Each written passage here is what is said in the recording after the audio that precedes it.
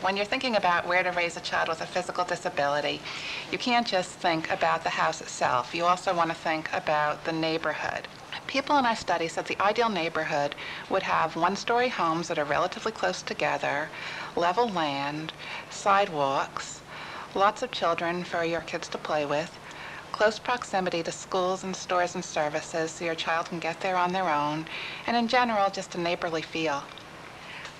Having a child with a disability is very challenging and frustrating and time-consuming.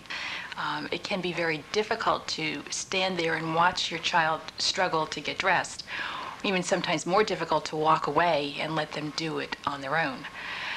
But it's extremely important that we make and take that time to encourage them to do things for themselves. We sometimes are teaching our children dependence on us rather than teaching them to become as independent as they possibly can.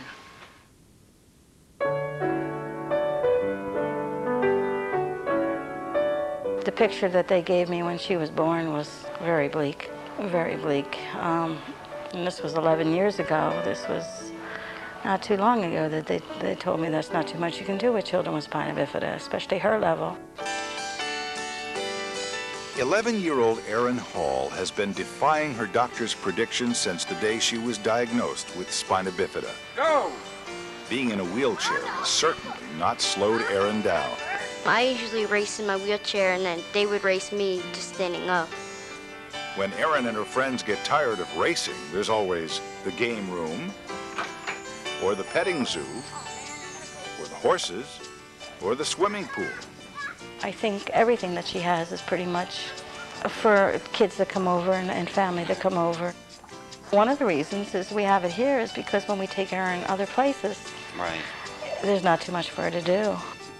Before they moved into this custom-built home, life was a lot more challenging for Erin and her family. We lived in a small development over in the other section of Mays Landing, and it was like a 3-bedroom box. It was so small that we couldn't even get her wheelchair in. We just left the wheelchair sitting outside, and we just picked her up and brought her in. We decided to, someday, when she got a little bit more money, that we would like to have a house built. Diane and Roy Flash wanted to stay in their semi-rural community because the high school there is fully accessible, and Erin would be mainstreamed with other children her age. You're not any different from other kids, but you just do stuff that's a little different from them. We wanted her to be included. We didn't want a self-contained classroom. She wanted to be included in some of the regular classes.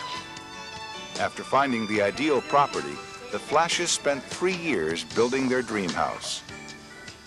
In designing the house, the Flashes made a conscious decision to hold off on making the kitchen fully accessible until Erin is a teenager. In the meantime, however, they encourage her to do whatever she can on her own. So we made sure we bought the refrigerator that had the ice and the water outside on the door so she could get that. Maybe in a few years we'll probably be doing some renovations that she can start doing a little more cooking and dishes and, you know, things like that. The rest of the house, with its wide hallways, pocket doors, large rooms, and accessible entries and exits, enables Erin to be as self-sufficient as possible. She gets in and out of bed by herself. She goes into the bathroom herself, you know, washes, brushes her teeth, and she's got a real strong upper body. She gets around quite well.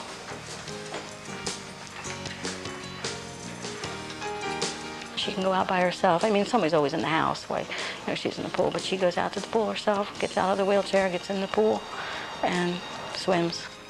While the pool strengthens Erin's muscles and is a big draw for other kids in the neighborhood, Erin's first love is taking care of animals. She helps the family run their petting zoo and has ambitions of becoming a horse trainer. It's okay, Bobby. I've been riding since I was 8 months old. I went to the riding center when I was little, and that's how I got started riding. It's fun. I don't feel like I'll fall anything because he's a good horse.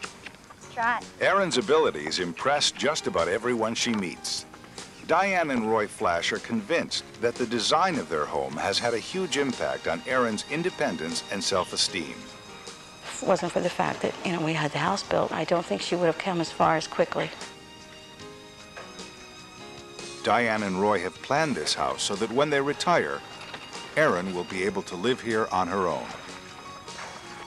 Really, the only thing we'd have to do, well, she would have to do, is rearrange the kitchen, I think. Other than that, I think she's set for life.